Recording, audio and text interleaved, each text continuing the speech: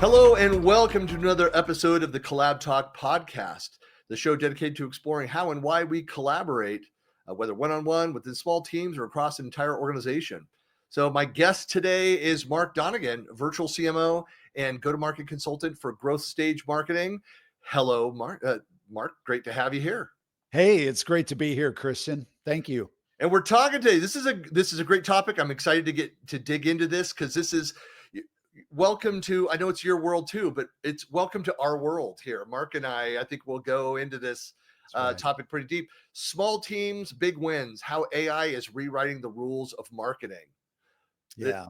There's a lot going on in the space, but why don't you start by introduce yourself, your company, what you do, what you focus on, your background.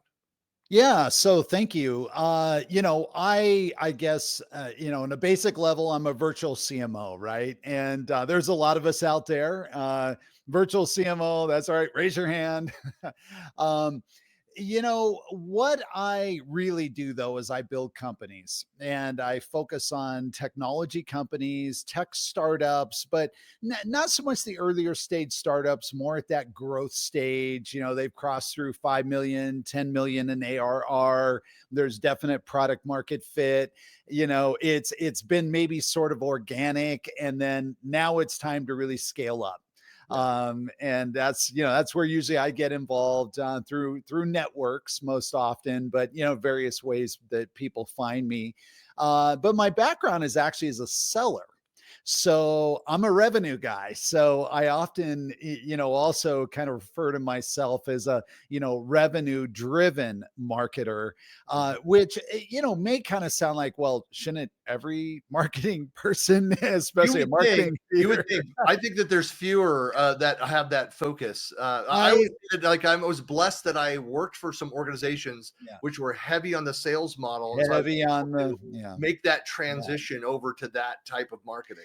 Yeah. And I would say this, Christian, about that is, some people have different, based on their personalities or their experience with sales, they may sort of be a little bit like, oh, I'm not so sure I really want to, wear a badge, even a part-time badge of like a salesperson, that's kind of maybe semi-negative, or there's just some connotation, or, there's people just say, well, I'm not a salesperson, I don't do that.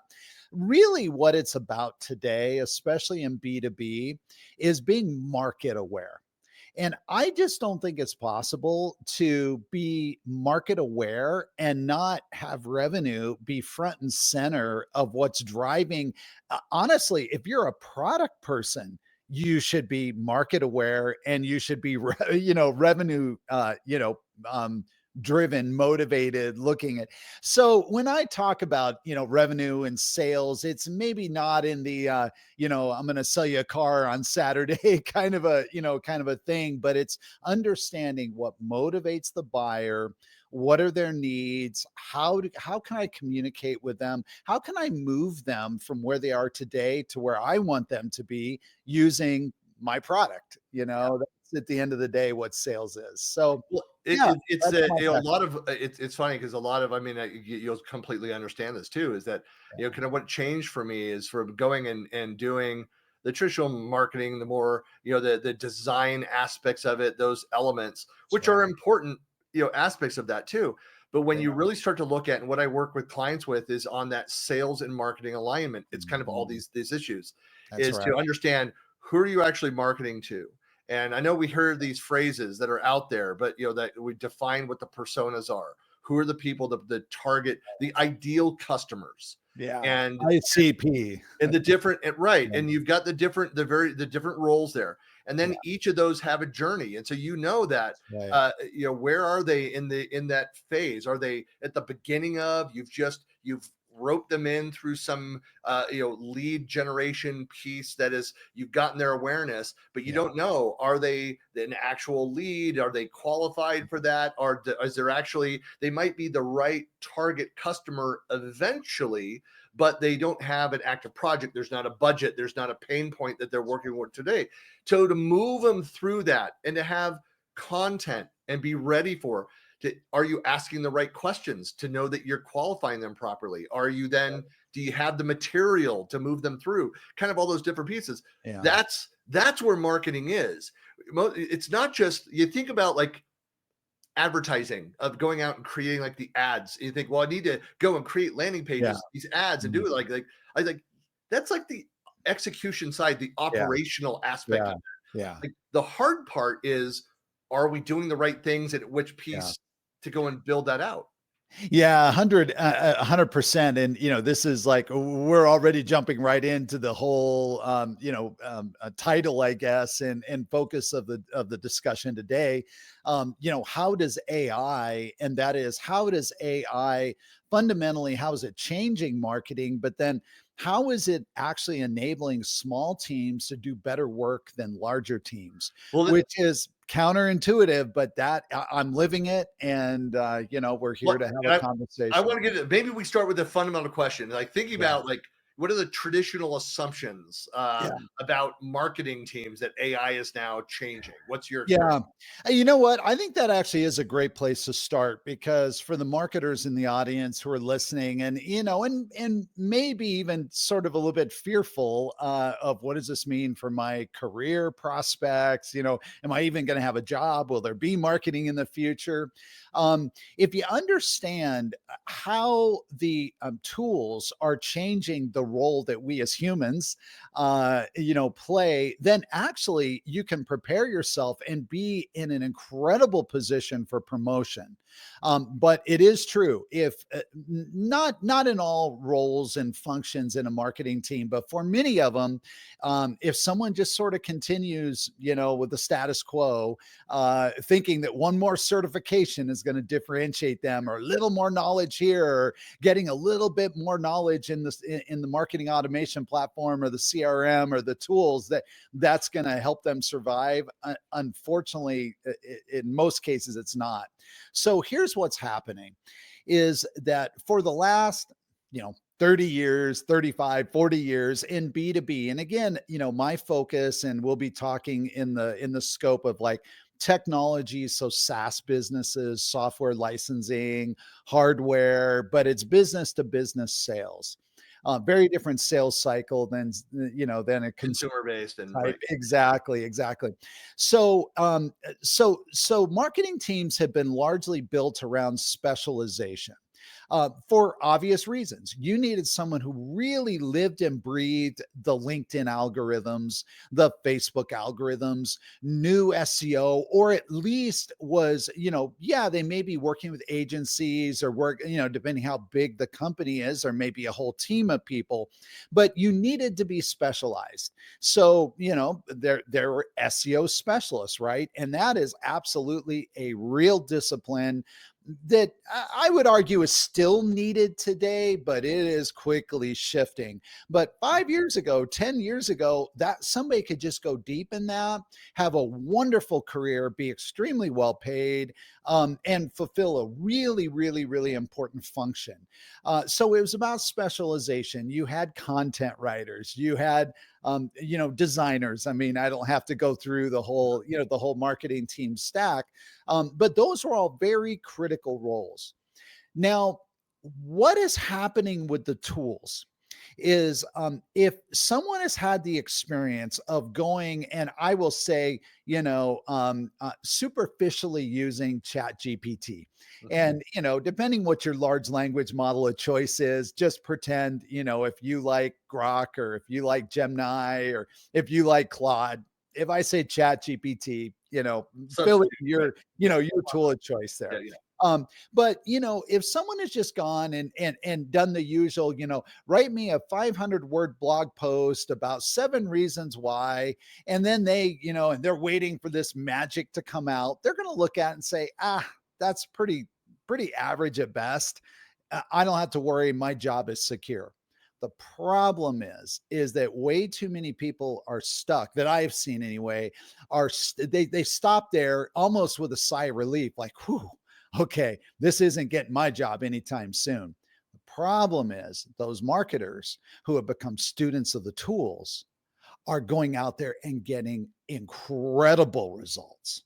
Mhm. In fact, probably even doing better than what that human would have done, with the exception of some of the very top, in that particular discipline or field. And they're the ones that are going to then just take over and be able to dominate, because not only will they be able to produce more content, better content, it will be more personalized, it will be of higher specific value to the buyer, i.e., the audience. And guess what? That's the marketing that's going to win. Yeah. And so that, so we'll just start there with that transition. Yeah. So, speaking to the audience, if anybody has sort of, and it's okay to kind of, blushfully say, yeah, that's kind of me. I've kind of dabbled a little bit, done a few things. Occasionally I get a good result, but most of the time it's kind of average.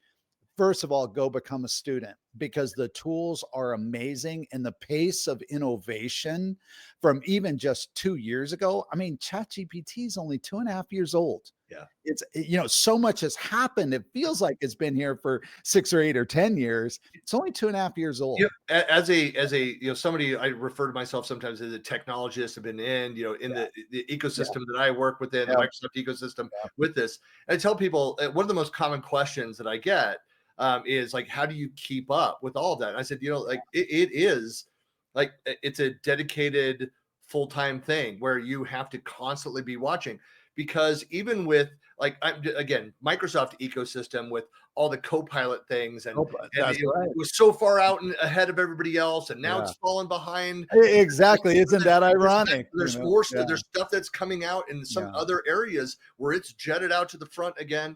But around that, it's changes are happening weekly. I just got done with a 6-week deployment and training, an adoption strategy with a large global company. And I was running through trainings and scenarios with it. And every week changes happened, improvements. And suddenly that's right. And you were getting better results though. Correct. And it was coming back with much more. I said the exact, literally the same prompt, same session, doing these trainings with different constituencies, with the same prompts, and getting different, better results, because it's learning, and then they had adapted and changed other things. But it's I guess the question here is like, because I completely agree with what you said, is that the people that go out, and this was true with the move from on-prem to the cloud, and the people that understood services and understood like the core, like you didn't lose your job changed, evolved around this. And I think it's true also about this role. Like my feedback for like the true creatives, like somebody asked a question, said like they're a videographer or a photographer, like that kind of creative, that's not going to go away. So the AI will go and generate. There's a whole different discussion maybe we could get into around recursion and AI, how the quality goes down. If AI is just feeding off of AI, the quality goes down. But I said, so if you're doing that, photographer with film, with camera, and versus AI generated image, like there will be work. You'll need those artists, those experts for that creation. You'll need thought leaders. You'll need original research and articles and things that are out there, because AI requires that to consume it. But if you're not, it's the creating the variations. It's what you do with that original content is what it amplifies all of what you're able to do. And I think that if you're not out there learning, trying to keep up with that, that's what you're missing out on. You are going to get passed over so quickly. Yes, exactly. And probably a lot of people have heard of this concept of vibe coding and then vibe marketing.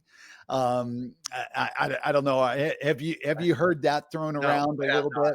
Yeah. Okay. So actually it's a real simplistic, but it's a great way to think about how we actually can use the tools as where they become our co-creators. So there were some very famous developers, and off the top of my head, I don't remember exactly who kind of gets the credit, although most of the time the person gets the credit isn't actually the first person. But and this person started referring to his coding process. He was a software engineer, or is a software engineer, as vibe coding. And his reference was that he found himself more and more going between cursor and going between bolts and going between replets and moving between all these different IDEs and all these different development platforms and the LLMs, all and treating them each and beginning to understand, like, when Claude, could handle certain kinds of coding situations better than Chat GPT, and then Grok, and so he just sort of said, it's like I'm vibing, it's like I'm working with Claude, and then I say, oh, I think maybe ChatGPT can help me now, Yeah. but the result was that he was getting faster, much faster results, was able to be ultimately more creative, and so that's the vibe. Well, then the marketers kind of, jumped on a similar, kind of similar analogy. And there's this whole movement now called vibe marketing. And the vibe marketing is really about you would think about it like a master strategist, like a conductor of the orchestra. But now if you're a CMO, and let's say, and you don't have to be a CMO either by title or function. Maybe you're just in a really small company and you're a marketer of one, you're a marketing team of one, marketing army of one. And previously it was, for a lot of people, very, very frustrating, because you knew what you wanted to do, but you were bound by, oh, but I've got to get this freelancer to create that graphic. And then, oh, they're not busy. So then I got to find someone else. And now I'm hung up, and my web developer isn't. And you're thinking, I'm going through all this just to try and get a new page built, and it's taking me weeks and weeks and weeks. So frustrating. I've been there. Maybe you've been there. I'm sure our audience has been there. Well, when you have tools and you have a little bit of a mastery, and emphasis on a little bit, so it's not that you have to go off and dedicate the next year of your life. A lot of these tools are simple to use. You have to take the time, you have to sit down on a I, Friday night, I think the and natural language processing, its ability to understand yeah, simple descriptions. I mean, yeah, that's what's going to be changing, the world. There's actually, I think Adobe, the few other platforms yeah. where they're actually app development for non-developers, Absolutely. These where no you can code, describe it, low right? code, I'd always say, like, low code, no code. yeah, The last few years, I'd yeah, always say that, like, no code is a lie. You have to have some knowledge of how to construct it, how to architect it, and go and do that. And so to build anything truly useful, you had to be able to go in. It's kind of like Excel is incredibly powerful. We all know how to use the 20% of the features, yeah, but to yeah, go in and to know how to build the functions, to build yeah, a macro, I mean, things yeah, like that, you had to have some knowledge, yeah, similar to the low code. But yeah, this is truly no code, yeah, where you can yeah. build. I mean, today you could go talk to Chat GPT or any LLM and say, Mhm. build me a wireframe. And as Yeah, you describe an yeah, application, non-developer, yeah, marketing guy, yeah, but yet I've been in tech, I know a little bit about that. yeah, yeah, It will pull up and actually build the wireframe, build the workflow, build the logical diagram as you're describing it. As you go, like, oh yeah, and it should also do this. It'll know where to insert it. It'll refactor the that's outline, the right. order of operations, the wireframe around that. Is it an operational product at the end of that? No, but it's might be 80% of what the engineer needs to go and build it. But That's right. with these new tools that are AI driven Yeah, IDEs, yeah, to be able to go out, you could describe it and it actually builds yes. a working product. Yes, yes, and that exact same thing can be done in marketing, the exact same thing, and in fact, there's workflow automation platforms. I use N8N, there's Make, obviously there's Zapier, and there's a handful, even just using the Google Suite, and, a couple LLMs, and just a handful, and when I say a handful, I literally mean, 2 or 3, you can count them on one hand, other tools. You can literally build an entire marketing army. And I do mean an army, I mean an army, Yeah. that is producing maybe not exactly A plus level work, but solid B, Yeah. solid B work. And they're doing it. And you're able to get to impact faster. And I think that's, we can go down all kinds of rabbit trails talking about, okay, but how is it really better? And when does people are getting tired of AI? And we can talk about the philosophical, and we can talk about that.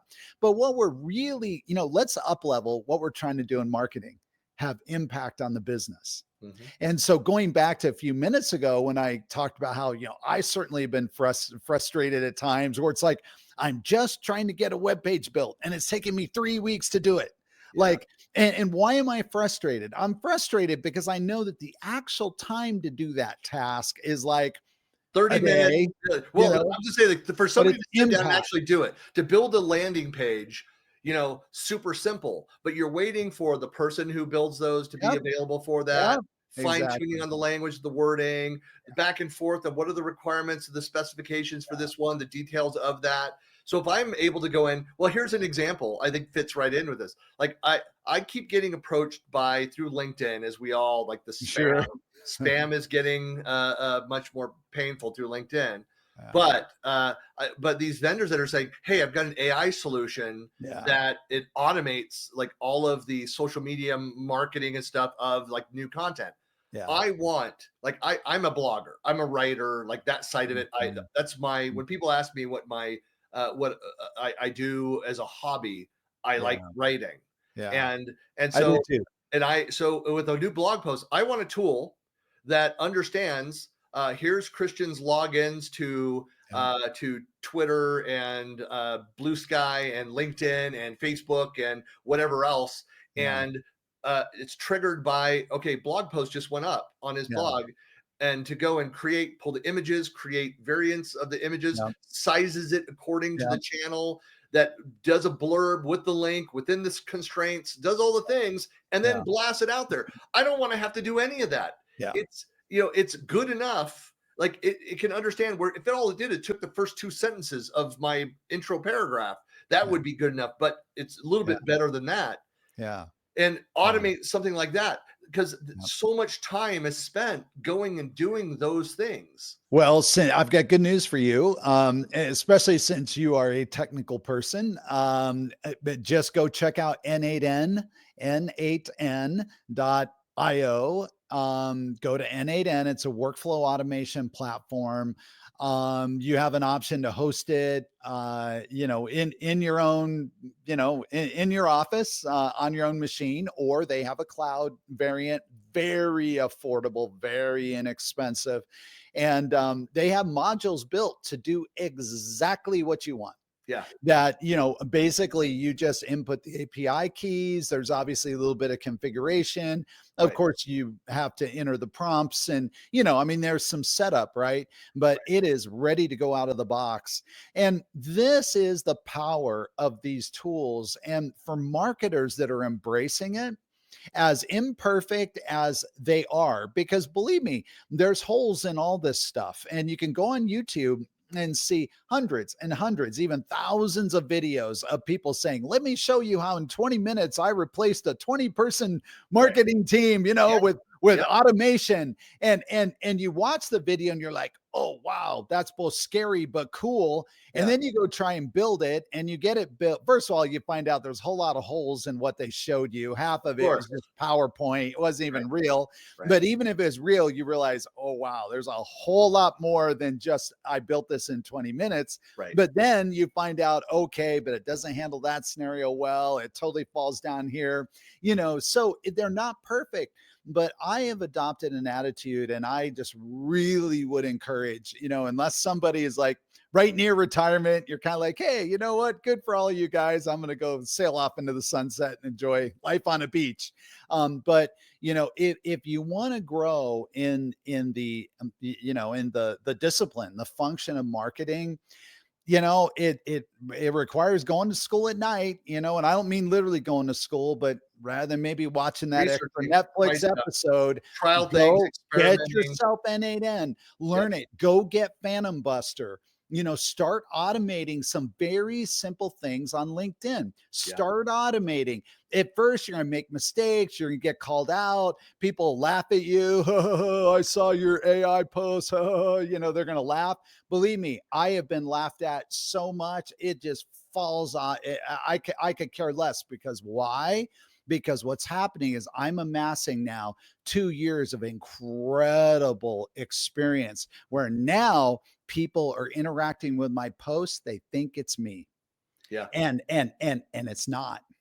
Yeah. It's No, there's it's we can go not. down the other route. Well, so So I wanna go back to the original premise of what we talked yeah, about, like what we're gonna talk about here. This idea that small is fast. small, yeah, You know, and small and fast. and look, and that is, it's still largely true, but in Yeah, this space, this idea that, because I've always felt that is that, huge, having worked for large and small companies, yeah, have done multiple startups, is that the small company, the agile organization can out innovate the larger players because of that's right. bureaucracy. Like I agree with that, but in the age of AI, um, what's really enabling that speed? Can't a large organization also have some people that are very aware of what's happening out there and go and train up? And a large organization also harness those same tools and out compete with their other resources, the small Yeah. firm? Like, Yeah, of course they can. And maybe this is an unfair example, because HubSpot, their business is marketing, yeah, and but HubSpot has a 600-person marketing team. I mean, now there's plenty of companies that are even much bigger than that, but like 600 marketers. And you talk about AI first, and you talk about a culture. I mean, their CMO hosts a podcast called Marketing Against the Grain, and all they talk about is AI. That's mhm, it. That's all he and his co-host, and his co-host also works in the HubSpot marketing team.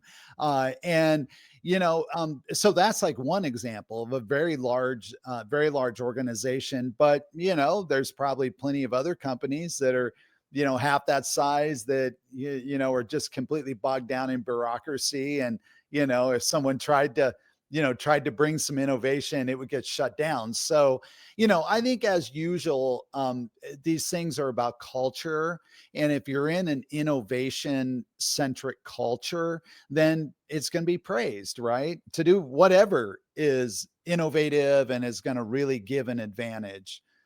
So, you know, and I agree too. It's I think a lot of that is it's AI frees up a lot of marketers and founders to go and focus on strategy, on the yeah, storytelling aspects of that. yeah, Like, are there areas where you see, like I mentioned before, like on the creatives side yeah. of that, there's not going to be a replacement, No, the creatives. And I know there's a whole almost religious discussion about that.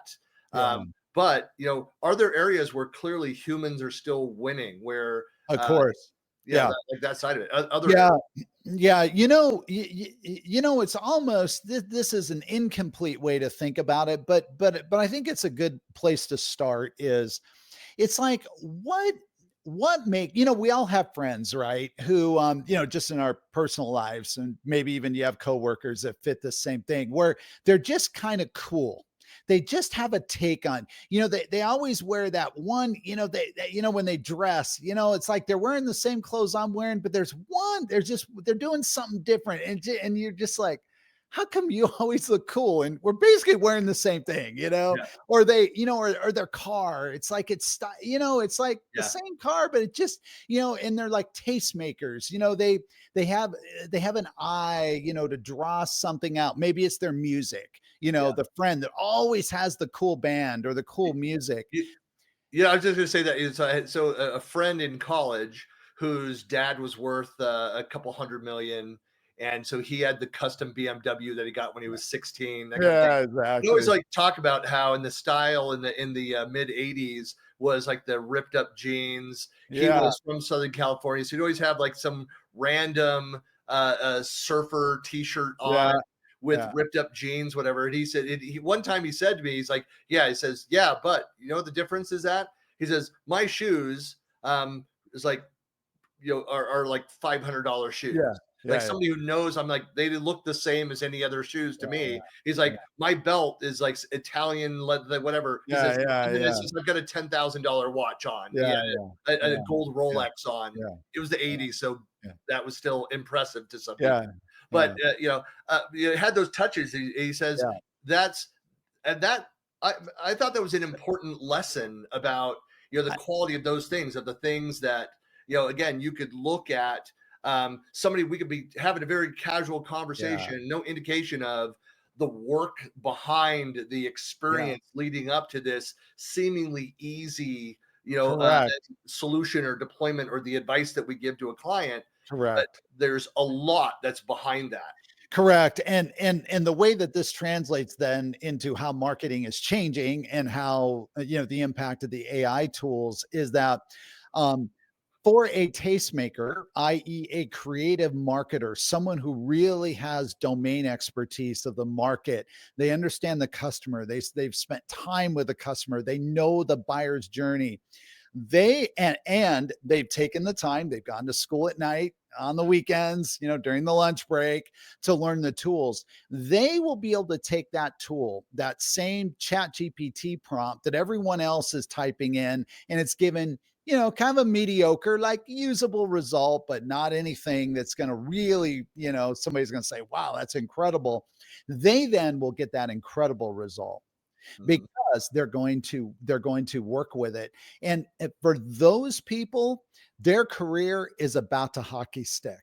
mhm, For those who basically still are relying on, I say the resume, I've got 12 years, I worked for these three companies, I moved up from senior manager to director to senior director, and now I'm looking for my first VP gig, like those, unfortunately, I think that ladder is going to be challenged, and very quickly, because that's not what the market needs. yeah. And the market, I mean, marketing teams and therefore companies, what they're looking for. So, I'm sure you hear the question a lot of like, what is the skill set that's required mm, for today's marketers yeah, and operations folks? Like, do you have like guidance that you give out? Like, hey, I do. are there three things which I can go and really dig deep into that would put me Yeah. out ahead of the majority? Yeah, amazingly, two of the three, and we could come up with five, six, seven, or eight. Of course. So it's not that, but just to keep it kind of focused, two of the three I've been harping on for the last 10 years. So pre Chat GPT and AI, and let's just start there. Even let's start there. So number one, it still astounds me how marketers do not really understand the market they're marketing into. Mm, It yeah, astounds me. yeah, Absolutely astounds me. And now again, I'm making a blanket statement. That's not yeah. to say all marketers, Yeah, but there's a common phrase that's used. I mean, it's still. I just heard it from in a keynote like a month and a yeah, half ago. Was know your audience. Like that has yeah, been kind of a marketing yeah, 101. It's just yeah, essentially the same yeah. thing. Know the market. But Know. but it but it but it goes even deeper than that, Christian. I'm talking about something it's even different than, oh, well, we've clearly defined our personas. Oh, we have ICPs nailed down. It's like, no, no, no, no. I'm not talking about, we sell primarily to VPs of engineering at companies of this size anymore. That is really irrelevant because the nature of how organizations function is so dynamic. And so even that right there is going to be a limiting factor if you really designed everything around only that ICP. But what I'm talking about is, what keeps that engine? Who cares what their title is? Who cares if they're VP, senior VP, if they have a CTO title, if they're just a senior manager, if they're a director? Because guess what, depending on the industry and the size organization, your customer could be all of those titles. Mhm. Which means, well, wait a second, we defined an ICP based on this title or maybe these two titles. You just told me there could be six. I'm like, yeah, there's probably 10 or 12, so but what keeps that person up at night? And I don't mean, oh, we did a customer survey and we found that, cost is, budget pressures and, and there's three other things. Yes, that's helpful. I'm not denigrating that. But like, have you talked to them? Have you gone to lunch? Have you gone to dinner when it's kind of away from everything and said, hey, so it's really fascinating. I know you guys made this massive cloud, transformation, this digital transformation 7 years ago, but I'm starting to hear you talk about wanting to bring things on-prem. What's that all about? Hmm.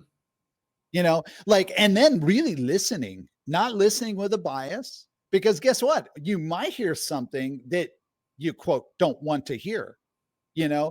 but marketers have to understand what motivates their buyer. And that's what I mean about, really knowing. The second aspect that's related is how the market works.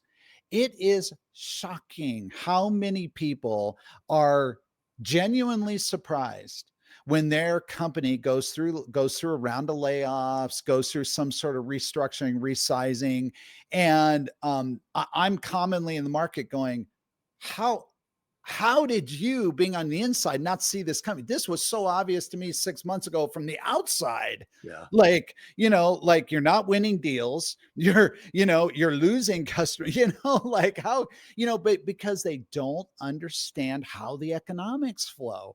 If you don't understand how the economics flow, you could be internally making decisions, thinking you're doing all these wonderful marketing campaigns that actually are going to have little impact on the business, or it's going to have impact in areas that are not meaningful at that time.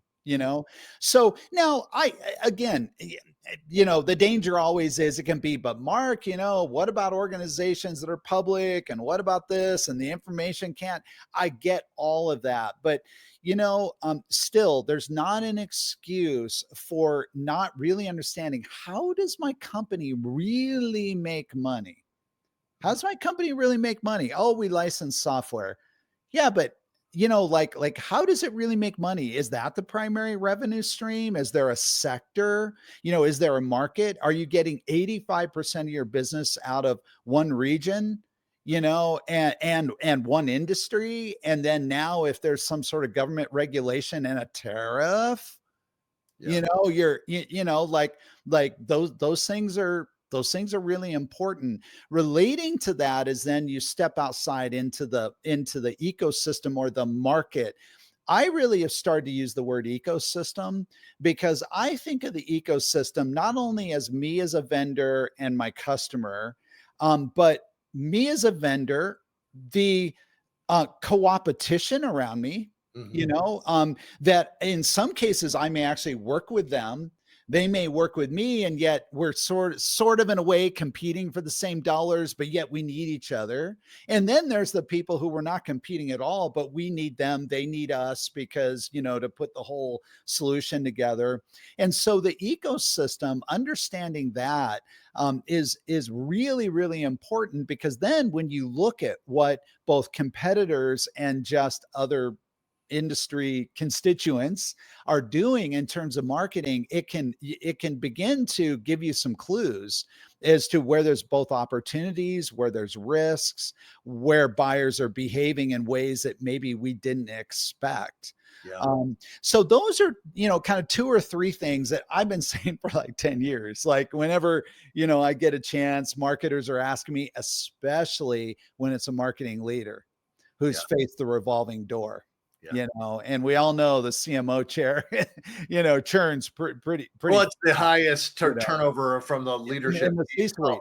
But it's Yeah, also yeah, why you see, it's funny where we started the conversation. It's like I always envision myself, while I've started a couple, did a couple startups and consulting companies, and was part of other, was at companies that went public, and so I've been through that a few times. yeah, But I always saw my role more, my path forward into, was more of the COO path, yeah, which owns both sales and marketing traditionally. yeah, depending on the And strengths. very operational centric by name. And I've You know? run operations, I've run support, so like those functions as well. So I understand that, that aspect of it. Yeah, But I think when you're talking about a small business here, yeah, especially yeah, kind of going back to again one of the premises of this of being able to like do more. Do you yeah. see is it getting to the point where is it blurring the lines of where is it let me rephrase this. Is AI making the small business leader's job more human or less? Is it helping them connect with people or is it removing them that connection? And what does that do long term to that business? So let's circle back around this whole idea of a tastemaker, and I'm going to answer it from the perspective of like creative. In my mind, to be creative is about the most humane thing that is still left. Yeah. Machines, even though they can create, VO3, I mean, holy cow, look at the videos that they can create. I mean, it's Mark, I always amazing, use this. right? Here's a great example. I bring up is that I had an idea for something and I went and like created it based on I caught a scent of a cologne that I remembered. It reminded me of my teenage years, and I had a friend with the same cologne. In fact, Yeah. I went and found him on Facebook. I'm like, hey Scott, I think I found somebody wearing like whatever. What was the name of that cologne that you would wear back in Yeah. 86, 87? Yeah. Yeah. I'm telling you, this was the exact same smell. But the fact that my memory was triggered by a scent, Yeah. show me an AI Yeah. that can do Yeah, that. exactly. So you asked the question, does AI actually make us, kind of more human or less human? Do we turn into just directors of machines and windowless rooms, Or does it give us and time to really focus on the relationship side yeah, and and the conflict side? exactly, and that's what I mean about I think a really both a healthy but the view that I have taken is being the conductor, being the human conductor with my taste, with my intelligence, with the knowledge of the market, with the all those things that make me human, right? Because again, we're still marketing to humans. Yeah. I even like to say there is no B2B, it's all H to H. It's human to human, Yeah. when you think about marketing, right? So if that's true, then I would argue that, again, as long as you know how to use the tools, i.e., the AI, the agents, the LLMs, all the various tools, then I actually am freed up to go spend the time or go maybe execute on ideas that previously I was too busy going back to our 3 weeks to build a landing page. I was too busy just trying to chase the web developer and trying to get status from the graphic designer and trying to, and was that human?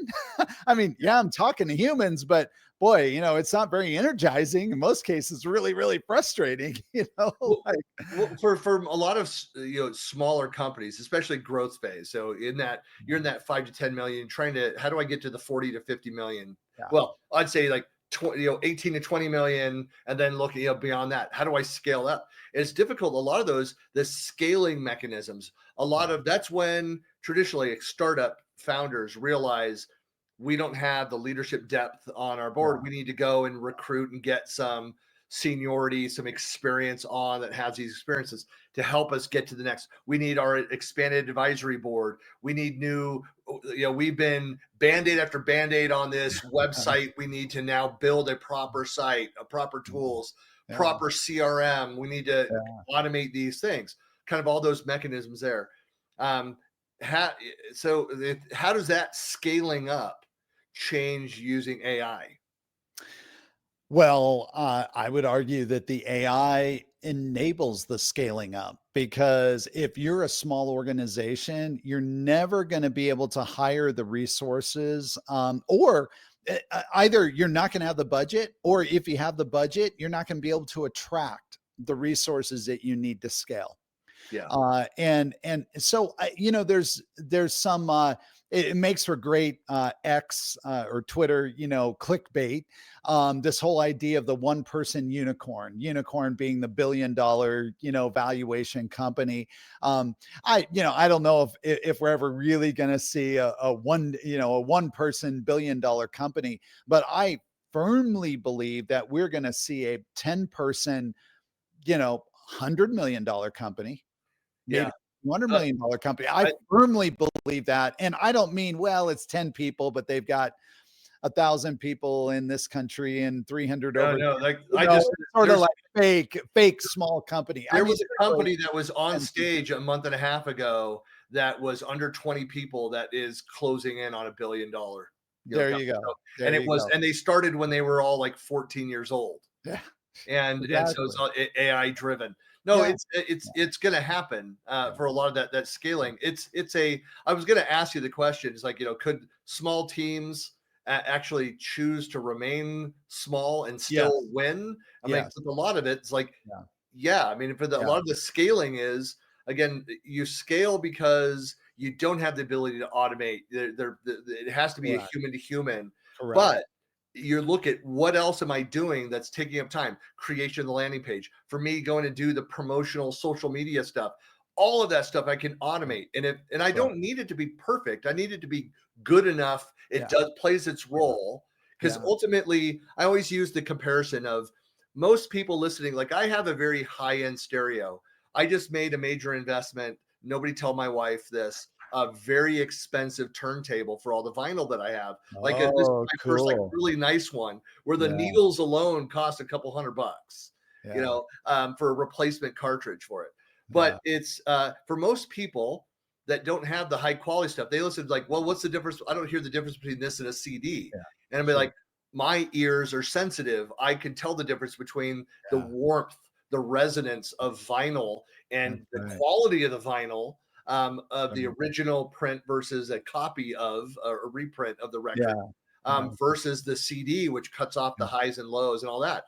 But Yeah. most people, like, social media is like listening on the radio or the CD. It's good enough. Yeah. I get it. I listen to the song. I'm enjoying it, Yeah. Sure. Sure.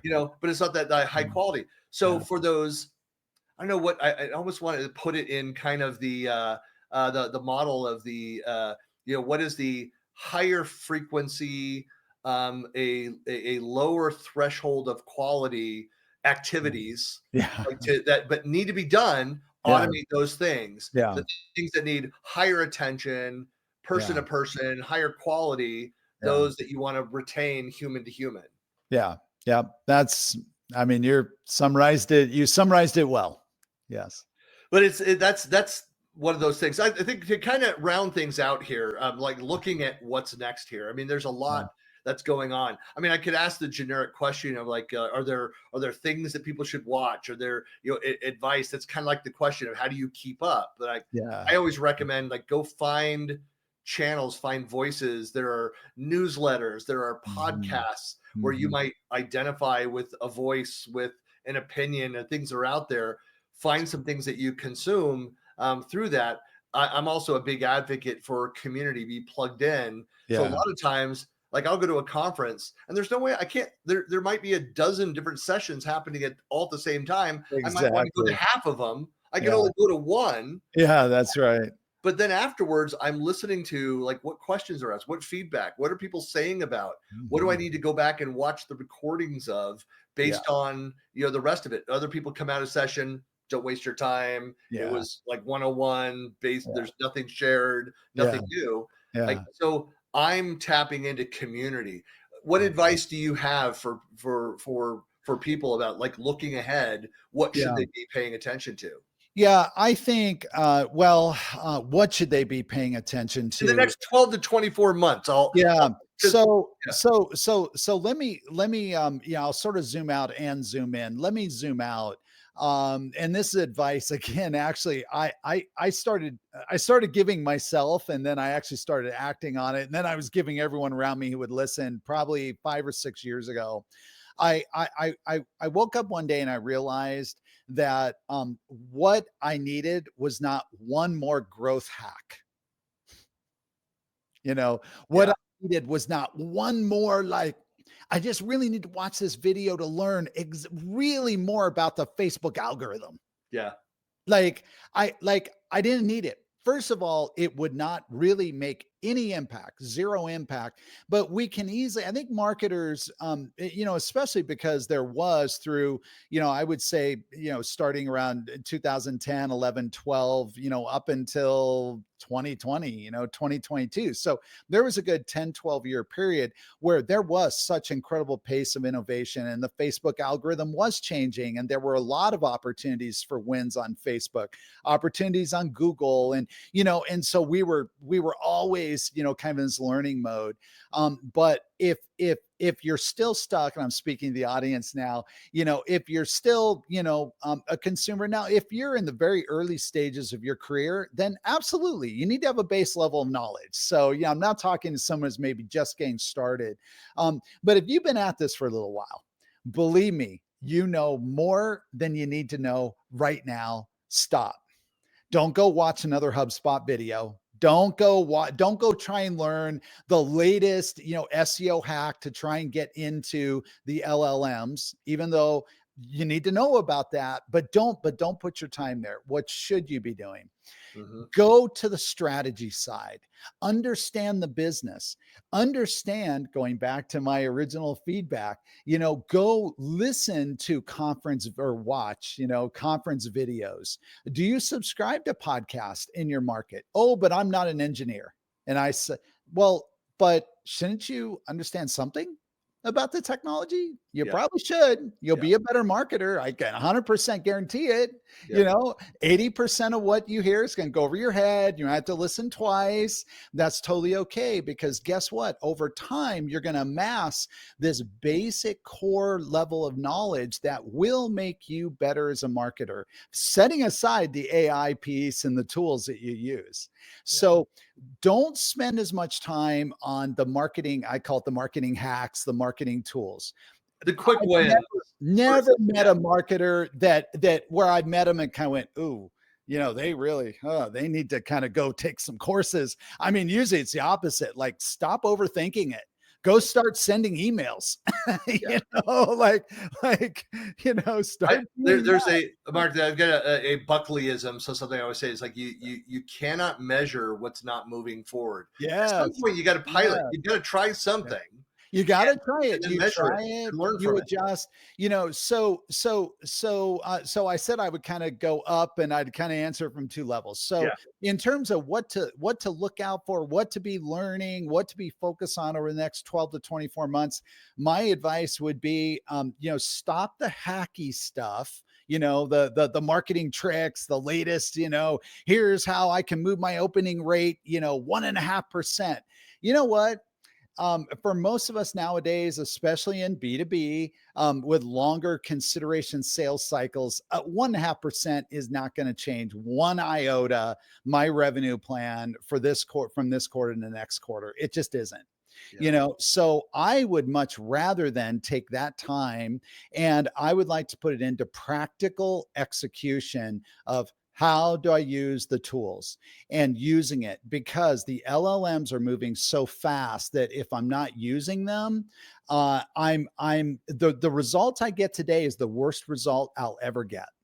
Yeah. And the problem is, so many of us, and I did this in the very beginning, by the way. So, so like I made all these mistakes. I experimented a little bit. Oh, this is going to be so cool. And I went, oh, this is like really lackluster. And I kind of set it down for 3 months, until I started getting some clues like, I hear that a new model came out. Let me check. And next thing you know, I was drugged back in and I never looked back, Yeah. Yeah. So I think it's less about looking to the future would be my recommendation over the next 12 to 24 months. Don't worry about the future. Don't worry about what's coming. Don't worry about the profession of marketing. Don't worry about that. Get so good at not only the skill and the craft, the strategy, knowing the ecosystem, but also how to use the tools, that you can't be ignored. Yeah. Get so good, because guess what? If your marketing team is going to be trimmed down, which unfortunately that is a reality. Marketing teams are, and I don't think it's a catastrophic. I don't see a catastrophic But wipeout. historically, that's always been the But case, though. I mean, yeah, historically, yeah. but yeah, no, I agree. Yeah, get so good that when your company looks at the team and says, we can only keep 3 writers, not 5. We can only have, 2 digital marketing specialists instead of 4. We can only, whatever, you're an obvious like, well, we have to keep Mark. He's the only guy that, that knows how to set up. He set up our whole automated workflow over here, and we're posting on LinkedIn completely on autopilot. Our growth on LinkedIn is finally going positive again. And Mark's the only guy. We can't get rid of Mark, Yep. Yep. So that's how I answer the question, because none of us have a crystal ball for what, where we're going to be in 2 years, 3 years, 4 years. So. If you subscribe to my newsletter, I do have a crystal ball. No, That's right. That's right. Yep. Go to growthstage.marketing and that's what it is. It's called AI, and got it, but it's something I could give you an answer, But Mark, awesome. hey, look, I've really enjoyed the conversation. Thanks so much. Okay. This is I realize there's so much happening in this space. There's never a like, go do these 3 things. Like it's impossible to do that. So much is based on, okay, what's your role, what area, what's your focus, what industry, so many things that can impact what you then, like I advise to my clients around marketing. But again, you should be doing something, trying something, constantly trying something. And experimenting, because there's technology that's been out for a decade or more, which suddenly somebody runs across and is like, oh my gosh, becomes life-changing and helps them out. So always be looking and exploring, reading something, trying something. So that should just be part of your daily habits, the way that you work. But it's great when you see that within a culture of an organization where they encourage that as well. So I think those organizations are much quicker and able to adapt and leverage what's new. That's right. So Mark, really appreciate you being on the podcast. And of course, we'll have all of Mark's contact information out in the blog post and on the podcast and out on YouTube. So please reach out and say hello and connect and let him know that you found him through this episode. And we'll hope to catch you soon. And we'll have to do this again. We'll have to come let's do it. Another deconstruct, another aspect of marketing, the old way of thinking, and let's get something on the calendar. Cool. Sounds good. Thanks, Christian.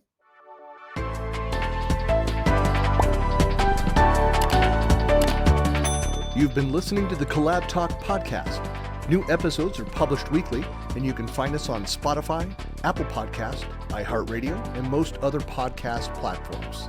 Thanks for listening.